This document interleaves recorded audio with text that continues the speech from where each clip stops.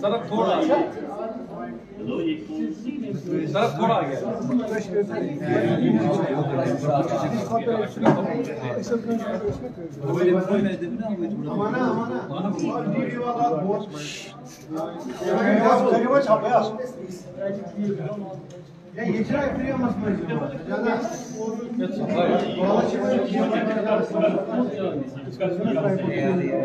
सच शुरू करें।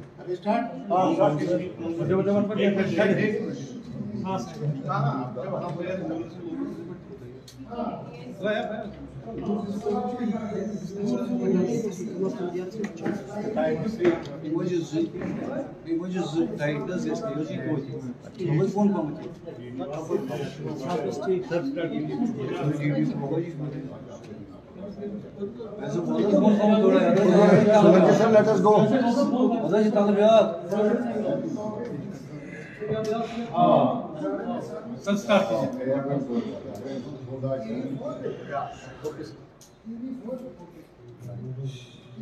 नमस्कार साथियों, आज फिर से आप लोगों के बीच में हम सब उपस्थित हैं और हमारे गार्जियन, जम्मू कश्मीर के प्रभारी, पूर्व केंद्रीय मंत्री और खास तौर पे जो देश में दो गुजरात से आके पूरे देश को बेवकूफ बनाने वाले, उस गुजरात में रह के उनके खिलाफ हर पल लड़ने वाले हमारे इंचार्ज आदरणीय भरत सिंह सोलंकी साहब आप लोगों को एक खास मुद्दे पे संबोधित करेंगे। तो समय न लेते हुए सर से मैं आग्रह करूंगा कि सर आज की प्रेस हमारे ऑल इंडिया के कश्मीर के मीडिया कोऑर्डिनेटर अमरीश जी, अब्बास जी, हमारे जम्मू कश्मीर प्रदेश के हमारे यहाँ के प्रभारी आबिद भाई, इरफान भाई और आप सभी मीडिया के हमारे साथी दोस्तों का इस प्रेस वार्ता मीट में आपका स्वागत है।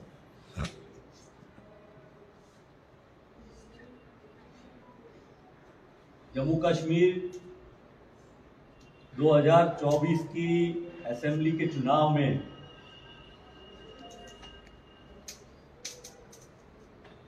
भारतीय जनता पार्टी के बड़े बड़े दिग्गज नेता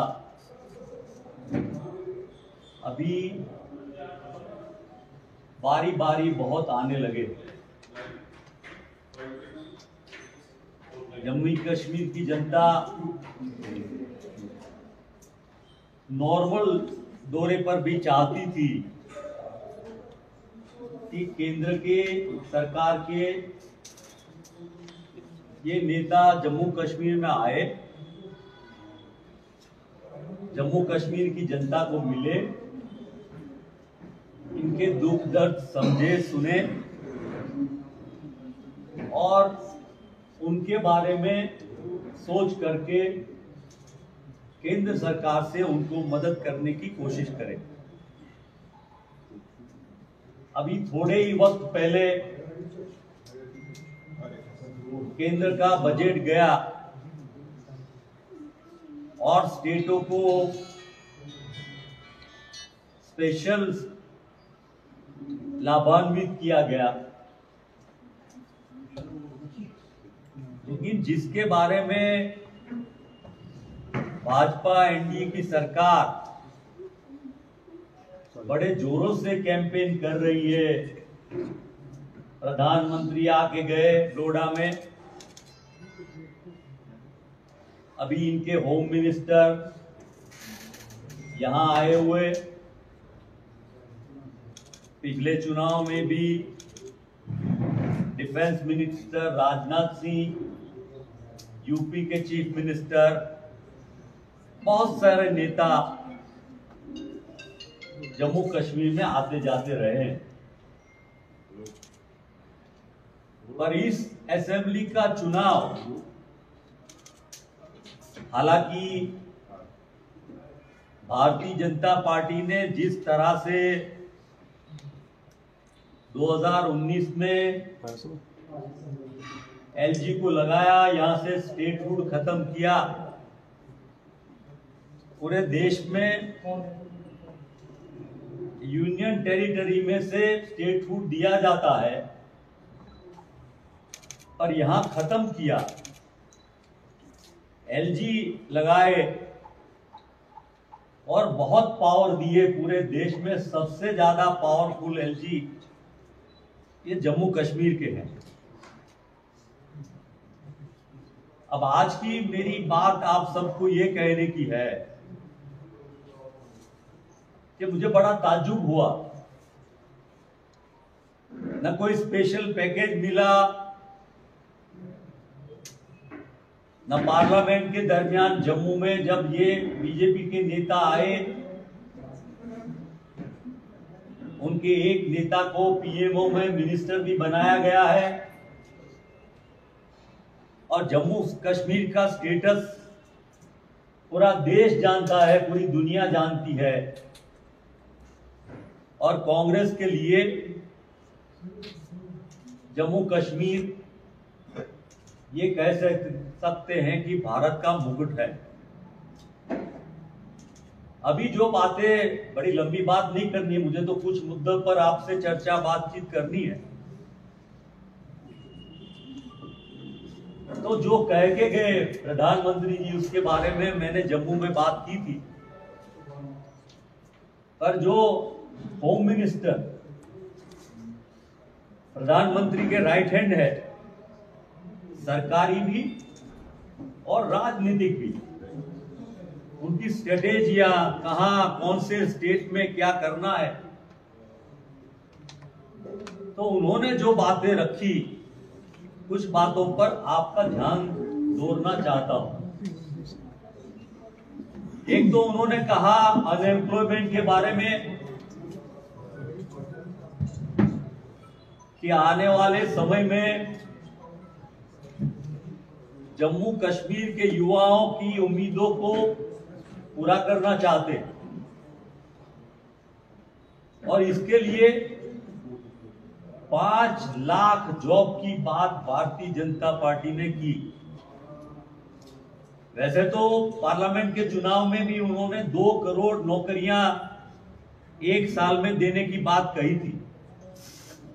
हालांकि 2 करोड़ की बात तो बहुत दूर, 20 लाख नौकरियां तो नहीं मिली, पर हजारों नौकरियां लोगों की, युवाओं की चली गई। चाहे वो अभी भी बैंकिंग में से बहुत सारे युवाओं को खारिज किया गया, इंडस्ट्रीज से खारिज किया गया, सर्विस सेक्टर से खारिज किया गया। अब 5 लाख नौकरियां अगर हम कहना चाहे तो 1 साल में करीब 15,000 करोड़ का बजट चाहिए। अब कल को जब चुनाव खत्म हो जाएगा और वो हार जाएंगे, बुरी तरह से पिट जाएंगे, फिर आप उनको पूछेंगे तो ये कहेंगे ये तो जुमला था। जुमलों के बड़े मास्टर हैं ये।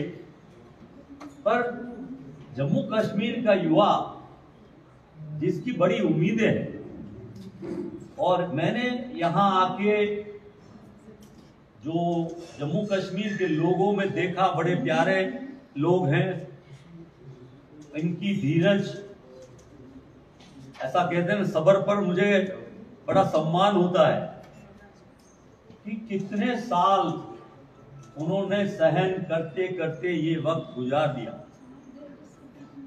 अब एक ऐसा लीडर जो जम्मू कश्मीर में आया भारत जोड़ो में, जिसको डराने की कोशिश की इन लोगों ने, भारतीय जनता पार्टी ने, किसी से डरे नहीं। और जिस तरह से भारत जोड़ो में आए, उसके बाद उन्होंने पूरे हमारे कांग्रेस के लीडरान, हमारे युवा, उनको गाइड किया, और उसके साथ युवाओं को जॉब के बारे में उन्होंने बहुत सारी बातें की। आज परिस्थिति ये हुई कि युवाओं के पास जॉब नहीं है, हालात खराब है, ड्रग्स काफी फैला हुआ है, और उसमें बड़ी तादाद में हमारे युवा जो पार्लियामेंट्री कमेटी उसने रिकॉर्ड दिया कि करीब 13.5 लाख ड्रग एडिक्ट हो गए और उसमें भी 1,70,000 माइनर है। ये बड़े दुख की बात है। हमारे गुजरात में भी कंडला में लाख लाख करोड़ रुपए के ड्रग पाए गए। बड़े वादे किए उन्होंने युवाओं की उम्मीदों को ले जाने के लिए। न जॉब मिला है, न काम मिला है, और उसमें कांग्रेस पार्टी ने जो वादा किया कि हमारी जो सरकारी नौकरियां बाकी है वो भरने का काम सरकार हमारी बनते ही जल्द से जल्द करने वाले हैं। और जब नौकरियों के लिए उनकी एग्जाम हो, इंटरव्यू हो, जो भी, तो 1 साल के लिए ही उसको पैसा भरना है, बाकी पैसा भरना नहीं है। 3500 रुपया पर मंथ उसको देंगे। उसके साथ साथ भारतीय जनता पार्टी ने खास करके टेररिज्म के बारे में बहुत कहा। अब आपने भी देखा है कि जम्मू कश्मीर के हालात कैसे रहे। अभी भी थोड़े 2 दिन पहले ही जब प्रधानमंत्री आए थे, उसके अगले दिन ही हमारे 2 युवान शहीद हो गए, जवान 2 घायल हो गए। अब पता नहीं बॉर्डर पर बाकी जगहों पर क्या हालात है। तब एक तरफ से आपने स्टेटहुड हटा के ड्यूटी इसलिए ले आए कि आप मिलिटेंसी नॉर्मलसी करना, उसको खत्म करके नॉर्मल करना चाहते। इतना लंबा समय जाने के बाद भी अभी वही बात आप करते। पर सुप्रीम कोर्ट के डायरेक्टिव पर अगर आपने सचमुच स्टेटहुड ला दिया होता, चुनाव तो करना ही पड़ना था। पर बीच में ये भी लगा कि कुछ एक्टिविटी की वजह से चुनाव को डिफर भी किया जाए। पर उनकी सरकार, बैसाखी की सरकार आई, पूर्ण बहुमत नहीं मिला, इसलिए वो उनको ये भी करना पड़ा कि अब चुनाव तो करना ही पड़ेगा। भारतीय जनता पार्टी जब रूल करती है तो हम देखते हैं कि अंग्रेजों को याद करते हैं। अंग्रेज क्या करते थे? तो डिवाइड एंड रूल करते थे। ये भी डिवाइड एंड रूल करते हैं और इसलिए ये यहां वही नीति अपनाते। जम्मू कश्मीर में एलजी के रूल को लाके पूरा एक्सप्लॉयटेशन का काम कर, यहाँ की जमीन, यहाँ का पानी, यहाँ की बिजली, यहाँ के माइनिंग, यहाँ के रिसोर्सेज, उसको वो एक्सप्लॉइट करना चाहते हैं। और इसीलिए चाहे चुनाव में उनको पता है कि उनकी सरकार नहीं आएगी, पर एलजी को इतने सारे पावर दे दिए हैं कि जो सरकार आएगी उसको भी दबा के एलजी अपना काम भारतीय जनता पार्टी के लिए करेगा। मुख्य मुद्दों पर से लोगों को गुमराह करने का काम ये भारतीय जनता पार्टी के सभी नेता, प्रधानमंत्री से लेके, होम मिनिस्टर से लेके, उनके डिफेंस मिनिस्टर से लेके, उनके चीफ मिनिस्टर से लेके, सभी लोग करते हैं। महंगाई की बात करें